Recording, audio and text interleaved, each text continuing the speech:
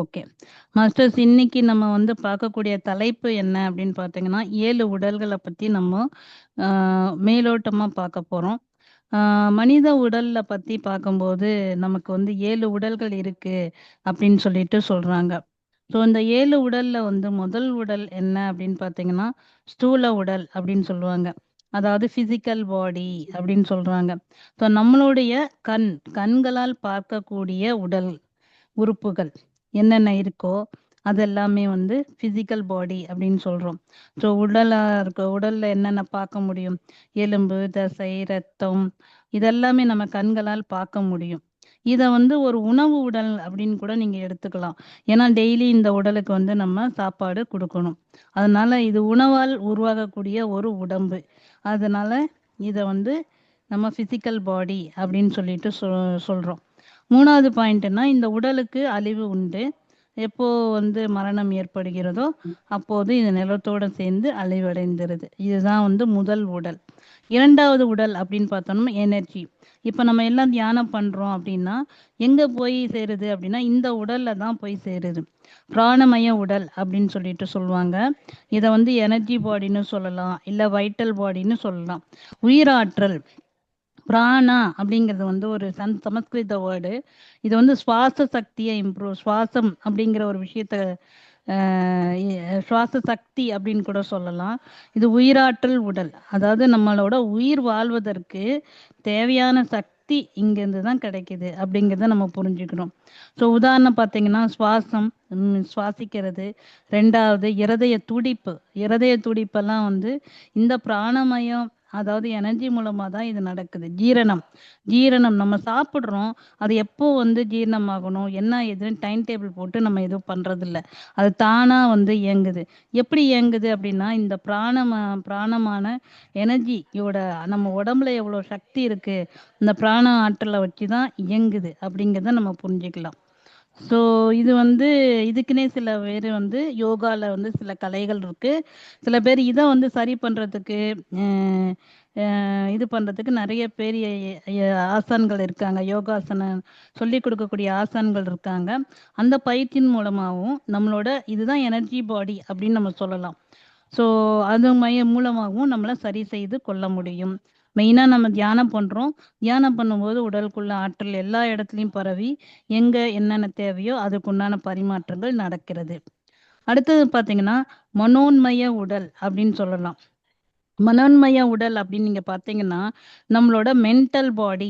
அதாவது மென்டல் பாடினா, நம்ம எத சொல்லுவோம் அப்படின்னா, எண்ணங்கள், நம்மளோட உணர்வுகள், நம்மளோட விருப்பங்களா இருக்கலாம், துக்கங்களாம இருக்கலாம், போன்றவற்றை உள்ளடக்கியது.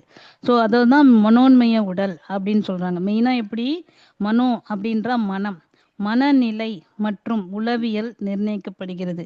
ஸோ மனம் எப்படி இருக்கு, அதோட ஹெல்த் எப்படி இருக்கு, இது சம்பந்தப்பட்டது தான் 3வது உடல் அப்படின்றாங்க.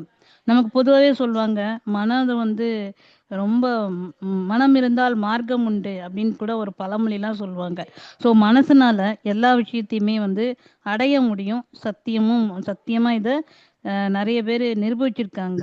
அதனால மனம்ங்கிறத பத்தி நம்ம பார்க்கறது தான் மனோன்மய உடல். 4வது பார்த்தீங்கன்னா விஞ்ஞானமய உடல். அதாவது விஸ்டம் பாடின்னு சொல்லலாம், அல்லது இன்டெலெக்சுவல் பாடி அப்படின்னு சொல்லுவாங்க. விஞ்ஞானம் அப்படின்னாவே என்ன சொல்றோம், சயின்ஸ்ன்னு சொல்றோம். சயின்ஸ்ன்னு சொல்லும்போது இதை எது குறைக்கும் அப்படின்னு பார்த்தீங்கன்னா, நம்மளோட அறிவு வேற, பகுத்தறிவு வேற. அறிவு, பகுத்தறிவு, சிந்தனை, தியானம் போன்ற உயர்நிலைகளை குறிக்கிறது. அப்போ இதுதான் வந்து விஞ்ஞானமய உடல் அப்படின்றாங்க. ஸோ அறிவும் அனுபவமும் சேரும் இடம். இங்கதான் வந்து அறிவும் அனுபவமும் சேர்ந்து ஒண்ணா செயல்படுத்தக்கூடிய ஒரு விஷயம் நடக்குது. 5வது பார்த்தீங்கன்னா ஆனந்தமய உடல் அப்படிம்பாங்க. இதை வந்து பிளிஸ் பாடி அப்படின்னு சொல்லலாம். இது என்ன சொல்லலாம்னா, இது மூலமா நம்ம வந்து ரொம்ப ஆனந்தமா இருக்கணும்னு, ஆனந்தமான நிலைக்கு வந்து நம்ம இருப்போம். அது வந்து மன சாந்தி.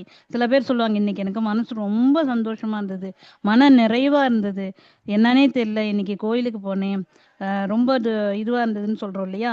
இதெல்லாம் ஆனந்தமய உடல்ல கிடைக்கக்கூடிய ஒரு அனுபவங்கள். இன்னைக்கு பரம சுகம் அடைஞ்சிட்டேன்ப்பா, இன்னைக்கு பேரின்பத்தை அடைஞ்சிட்டேன்ப்பா அப்படின்னு சொல்றாங்க இல்லையா? அந்த மாதிரி விஷயங்கள்லாம் சொல்றது வந்து உடல் தான் ஆனந்தமய உடல். ஸோ இது வந்து எப்படி கிடைக்கும் அப்படின்னா தியானத்து மூலமா மட்டும்தான் கிடைக்கும். இது வந்து ஆன்மாவுடன் நெருக்கமாக இருக்கும் உடல். நம்மளோட ஆன்மா இருக்கு இல்லையா? அந்த ஆன்மா கூட இணைந்து இருக்கக்கூடிய ஒரு உடல். நம்ம நம்ம எப்போ தியானம் பண்ணி பண்ணி இது பண்ணும்போது ஒரு நல்ல ஆனந்தமய ஸ்டேட்டுக்கு போகும்போது அப்போ நம்ம உணர்வோம் இது எப்படி இருக்கும்.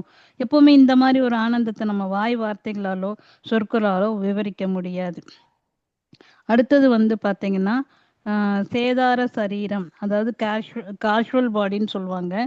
இது பார்த்தீங்கன்னா காஷுவல் பாடி அப்படின்னு சொல்லும்போது நம்மளோட குணங்கள் எப்படி இருக்கு, நம்மளோட கர்மா எப்படி இருக்கு, அப்புறம் பூர்வ ஜென்ம அனுபவங்கள், இது எல்லாத்தையும் நம்ம உடம்புக்குள்ள இருக்கக்கூடிய ஒரு பார்ட், அதுதான் வந்து இந்த உடல். இது வந்து பொதுவாகவே வந்து மறுபிறவி எடுக்கணுமா எடுக்கக்கூடாதா அப்படிங்கிற ஒரு விஷயத்தெல்லாமே இந்த கேஷுவல் பாடியில வந்து தான் எல்லாமே பதிவாயிருக்கும். இதுல வந்து பாத்தீங்கன்னா காமம், குரோதம், லோபம் போன்ற வாசனைகளும் இதுல இருக்கும். ஸோ இது எல்லாமே அடங்கியிருக்கும். இது எல்லாமே நம்மளோட ஜென்ம ஜென்ம ரகசியங்கள் தெரிஞ்சு வச்சிருக்கக்கூடிய ஒரு பாடி கேஷுவல் பாடின்னு சொல்லலாம்.